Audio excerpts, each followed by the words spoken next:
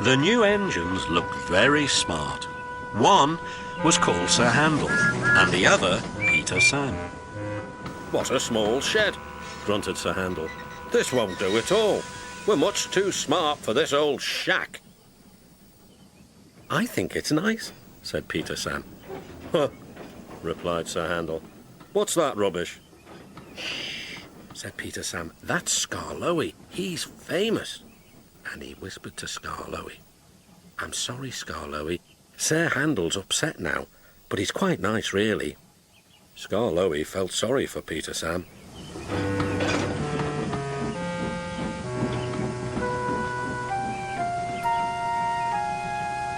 Now, Sir Handel, said the fireman the next morning, we'll get you ready. I'm tired, he yawned. Let Peter Sam go. He'd love it. No, said the fireman. Owner's orders. You're first. Oh, well, said Sir Handel sulkily. I suppose I must. Sir Handel puffed away to fetch his coaches. He didn't like the look of them at all. Whatever next? Those aren't coaches, they're cattle trucks. Ooh! Screamed Agnes, Ruth, Lucy, Jemima and Beatrice. What a horrid engine! It's not what I'm used to, blanked Sir Handel.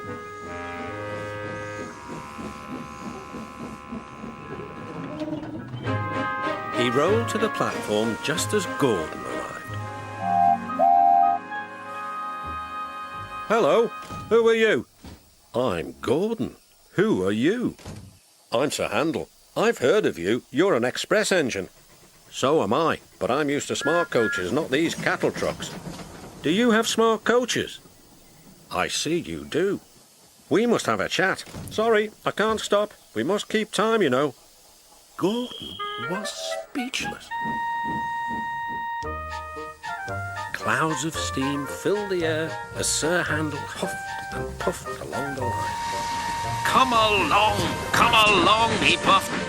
Cattle trucks, grumbled the coaches. We'll pay him out, Presently they stopped at a station. The line curved here and began to climb.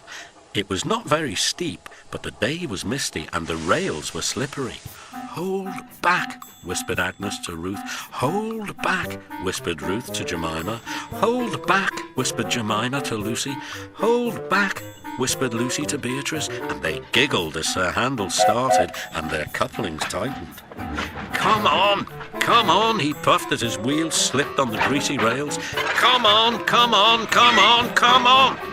His wheels were spinning, but the coaches pulled him back, and the train stopped on the hill beyond the station. I can't do it, he grumbled. I'm used to sensible bogey coaches, not these bumpy cattle trucks. The guard came up. I think the coaches are up to something, he told the driver. So they decided to bring the train down again to a level piece of line, to give Sir Handel a good start. The guard helped the fireman put sand on the rails, and Sir Handel made a tremendous effort. The coaches tried hard to drag him back, but he puffed and pulled so hard that they were soon over the top and away on their journey.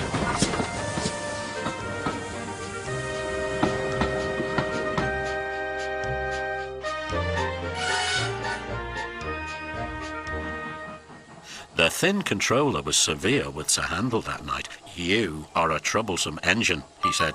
You are rude, conceited, and much too big for your wheels. Next time I shall punish you severely. Sir Handel was impressed and behaved well for several days. Then one morning he took the train to the top station. He was cross. It was Peter Sam's turn, but the thin controller had made him go instead.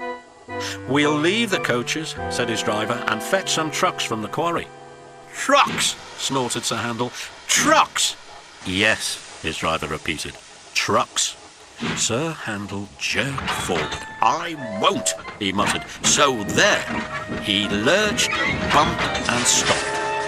His driver and fireman got out. Told you, said Sir Handel triumphantly. He had pushed the rails apart and settled down between them.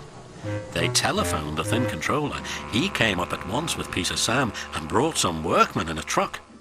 Then he and the fireman took Peter Sam home with the coaches, while the driver and the workmen put Sir Handel back on the rails. Sir Handel did not feel so pleased with himself when he crawled home and found the thin controller waiting for him. "You are a very naughty engine," he said sternly. "You will stay in the shed till I can trust you to behave."